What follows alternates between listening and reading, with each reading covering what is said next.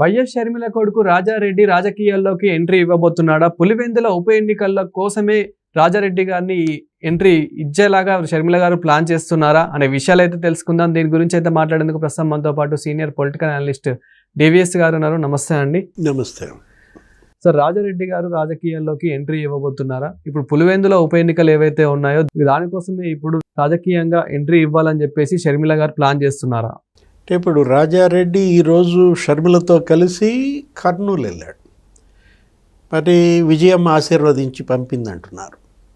అక్కడేంటి, ఉల్లి రైతుల్ని పరామర్శించడం, తల్లితో పాటు ఉల్లి మార్కెట్ యార్డ్ సందర్శనకి ఇప్పుడు రాజారెడ్డి వెళ్ళడం రాజకీయ అరంగేట్రం అంటూ కథనాలు వాళ్ళ మీడియాలో హల్చల్.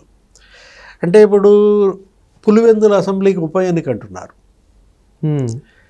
ఇప్పుడు జగన్మోహన్ రెడ్డి పైన అనర్హత వేటు పడుతుంది అంటున్నారు. రేపొద్దున అసెంబ్లీ సమావేశాలు ప్రారంభమవుతున్నాయి. అతను అసెంబ్లీకి వెళ్ళటం లేదు.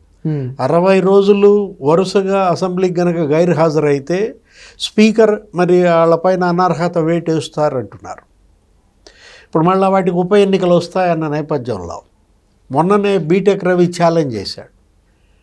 పులివెందుల్లో బీటెక్ రవి జడ్పీటీసీ ఆయన భార్య గెలిచింది, డిపాజిట్లు పోయాయి. జగన్మోహన్ రెడ్డి నుంచోబెట్టిన అభ్యర్థికి ఆయన సొంత జిల్లా, సొంత నియోజకవర్గం, సొంత జడ్పీటీసీలో 680 ఓట్లు వచ్చాయి. అంటే మరి మేనమామపై రేపు పోటీకి దిగుతాడా?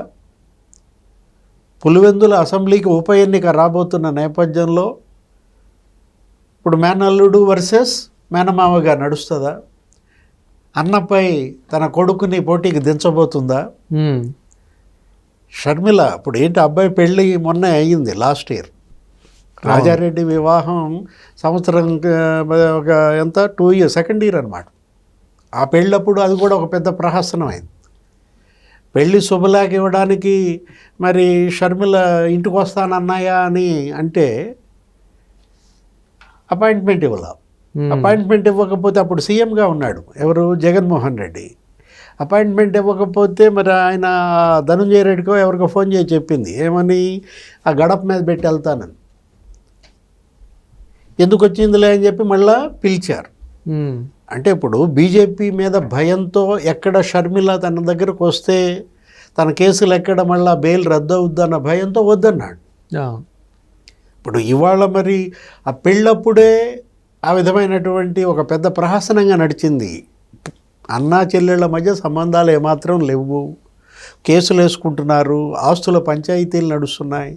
ఎంగేజ్మెంట్కి వచ్చాడు జగన్మోహన్ రెడ్డి, భారతి మేడం ఏదో ముళ్ళ మీద ఉన్నట్టుగా ఉండి ఆ ఫోటో వాడి దిగేసి వెళ్ళిపోయారు. అసలు పెళ్ళికి ఎగ్గొట్టారు. రాజస్థాన్లోనో ఎక్కడో జరిగింది రాజారెడ్డి పెళ్ళి.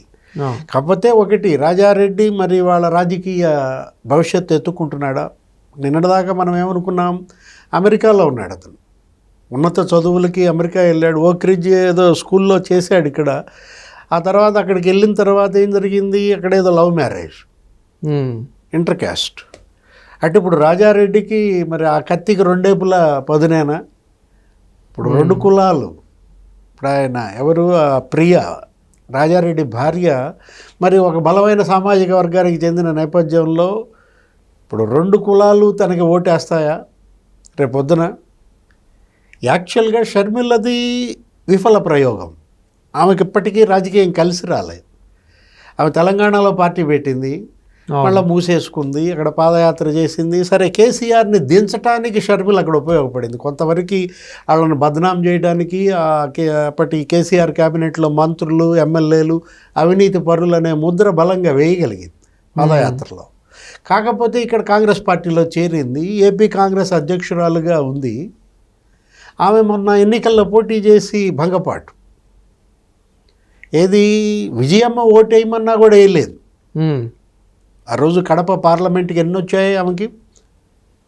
షర్మిల పోటీ చేస్తే కడప పార్లమెంట్కి 1,50,000 ఓట్లు కూడా రాలేదు. కాకపోతే అవినాష్ రెడ్డి గెలుపుకి ఉపయోగపడింది. ఏది, అంతకుముందు 3,60,000 ఓట్లతో ఆధిక్యత మెజార్టీతో గెలిచిన అవినాష్ రెడ్డి మొన్న బొటాబొటి 60,000 మెజార్టీతో బయటపడ్డాడు, కానీ గెలిచాడు. షర్మిల పోటీ చేయకపోతే మరి తెలుగుదేశం గెలిచేదా? ఇక్కడ భూపేష్ రెడ్డి కంటెస్ట్ చేశాడు తెలుగుదేశం అభ్యర్థిగా, దగ్గర దగ్గర 5 లక్షల ఓట్లు వచ్చాయి. అంటే ఈమెకి మరి ఆ చీల్చిన 1.5 లక్ష ఓట్లు అవినాష్ రెడ్డి గెలుపుకు దోహదపడ్డాయా, అవినాష్ రెడ్డి మెజారిటీ తగ్గించడానికి దోహదపడ్డాయా, రకరకాల విశ్లేషణలు, అంచనాలు. ఇప్పుడు రాజారెడ్డి గనక ఇప్పుడు రాజకీయ అరంగేట్రం చేస్తే అతనికి సురక్షిత నియోజకవర్గం ఏది, దేని తరపున కంటెస్ట్ చేస్తాడు? అవును. ఇప్పుడు వాళ్ళమ్మ కాంగ్రెస్ పార్టీ తరపు కాబట్టి మరి కాంగ్రెస్ పార్టీ తరఫునే మరి వేయాలి. అసలు షర్మిల రాజకీయ భవిష్యత్తు ఈ రాబోయే 3 ఏళ్ళు 4 ఏళ్ళు ఎలా సాగబోతా? ఇప్పటికీ జగన్మోహన్ రెడ్డి మరి ఆయన చుట్టూ ఉన్నటువంటి అతని అనుచరులు లేకపోతే నాయకులు జగన్పై భ్రమలు తొలగిపోలేదు. ఇప్పుడు లిక్కర్ కేసులో మరి 12-13 మంది అరెస్ట్ అయ్యారు. ఇప్పుడు ఇంకా మాజీ మంత్రుల పేర్లు వాళ్ళు కొత్తగా వచ్చాయి. ఆ తర్వాత ఒక 4గురిని అరెస్ట్ చేయబోతున్నారంటున్నారు. 4గురిని లిక్కర్ కేసులో అరెస్ట్ చేయబోతున్నారు కాబట్టే మరి ఇంకా అక్కడ ఏదో సెల్స్ లేకపోతే బ్యారక్స్ ఖాళీ లేక ఒక 4గురిని బెయిల్ ఇచ్చినట్టున్నారు. ఇప్పుడు చెవిరెడ్డి మహిత్ రెడ్డి మరి లేకపోతే సజ్జల భార్గవ రెడ్డి, ప్రద్యుమ్న లేకపోతే వీళ్ళందరూ అరెస్ట్ అంటున్నారు. అసలు ఇప్పుడు ఈ మాజీ మంత్రుల పేర్లు మరి వచ్చిన నేపథ్యంలో వైఎస్ఆర్ కాంగ్రెస్ పార్టీ వాళ్ళేంటి ఇక రాజకీయ భవిష్యత్తు లేదు, వీళ్ళకి ఇంకా అది జైలు పార్టీ అయిపోయింది, జగన్మోహన్ రెడ్డి కూడా జైలుకి వెళ్ళడం ఖాయం అన్న దీంట్లో మరి ఇక వైఎస్ రాజకీయ వారసుడిగా, రాజశేఖర్ రెడ్డి మనవడిగా మరో తరం రాబోతోందా? ఇప్పటిదాకా మనకేంటి రాజారెడ్డి, రాజశేఖర్ రెడ్డి, జగన్మోహన్ రెడ్డి, అంటే 4వ తరం రాబోతాను. కానీ వస్తే మరి ఏ పార్టీ ద్వారా రాబోతున్నాడు అంటే మనకి షర్మిల గారిని చూసుకున్నట్లయితే మీరు అన్నట్లు ఇప్పుడు తెలంగాణలో అంత క్లిక్ కాకపోయింది రాజకీయంగా, అదేవిధంగా ఇప్పుడు ఆంధ్రాలో కూడా అంతగా మీరు అన్నట్లు 1,00,000కు కూడా రీసెంట్గా ఇప్పుడు ఏవైతే ఎలక్షన్స్ జరిగాయో దానికి కూడా 1,00,000 ఓట్లు కూడా సరిగ్గా రాలేవన్నారు. మరి రాజారెడ్డి గారు కనుక ఎంట్రీ ఇస్తే సో షర్మిల గారికి ఒక ప్లస్ పాయింట్ అవుతుంది అనుకోవచ్చా? అంటే ఇప్పుడు ఒకటి కొడుకుని అసెంబ్లీకి తను పార్లమెంట్గా, ఇప్పుడు జగన్మోహన్ రెడ్డి ఇంకా అది ముగిసిన అధ్యాయమా? జగన్ రాజకీయాలకి కాలం చెల్లిందా? కాబట్టే రాజశేఖర్ రెడ్డి వారసత్వం ఇంకా మరి అతని వారసుడిగా 4వ తరం రాజారెడ్డి మరి అతనేంటి ప్రజలు ఆదరిస్తారా, ఆ తరాన్ని కూడా మరి స్వాగతిస్తారా? మిశ్రమ ఫలితాలు. ఇప్పుడు జగన్మోహన్ రెడ్డి సక్సెస్ అయ్యాడు కొన్నాళ్ళు, కానీ గాలి బుడగలాగా మారింది. ఆ పార్టీ ఉంటుందా ఊడుతుందా తెలియని పరిస్థితి. షర్మిల ఇప్పటికీ ఆమె ఏదో ఒక సభలో ప్రవేశించాలనేది ఆమె చిరకాల కోరిక. అటు రాజ్యసభ కుదరలేదు, ఇటు లోక్సభలో ఓడిపోయింది. ఇప్పుడు కొడుకును మరి అసెంబ్లీకి పులివెందుల నుంచోబెడదామనా? ఒకవేళ తనెలా అయితే పోటీ చేసి ఓట్లు చీల్చి అవినాష్ రెడ్డి గెలుపుకు దోహదపడిందో అట్లాగే రాజారెడ్డిని దించి రేపొద్దున మళ్ళా బీటెక్ రవి ఓట్లు చీల్చి అక్కడ కూడా మళ్ళా కూటమి అభ్యర్థికి మైనస్ చేయదాలనా? ఏదైనా రాజారెడ్డి ఇప్పుడు 4వ తరం ప్రతినిధిగా మరి ఎంత మేర ప్రజలపై ముద్రేస్తాడో చూడాలి.